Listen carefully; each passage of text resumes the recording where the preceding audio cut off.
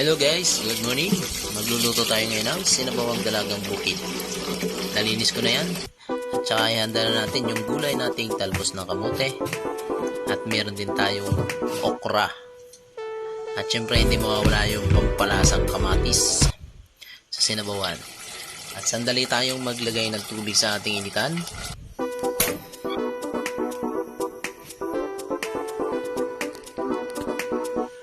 At pwede na natin hiwa-hiwain yung ating kamatis.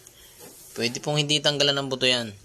Pero ako pag trip kong tanggalan ng buto, tinatanggal ko. Pero pag hindi, pwede naman.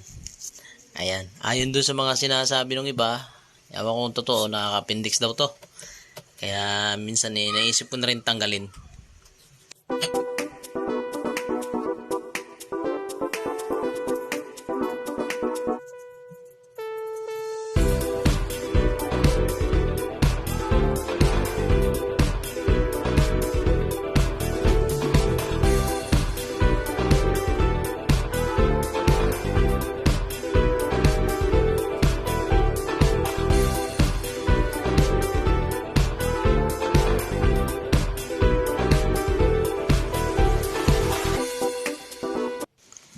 At ganun din ang gagawin natin sa okra.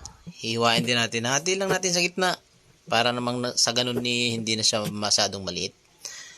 Ayan. Tara guys, samahan nyo ako. Ganito ako magluto ng sinabawan.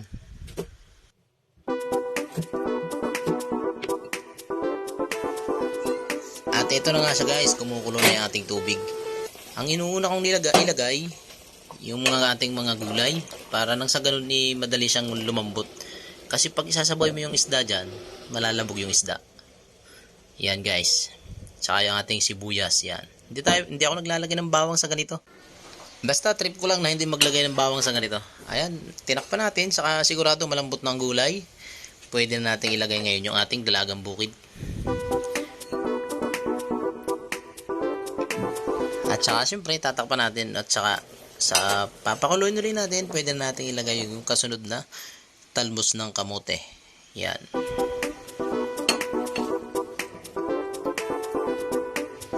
At ayan, syempre, lagyan lang natin ng mga pampalasa.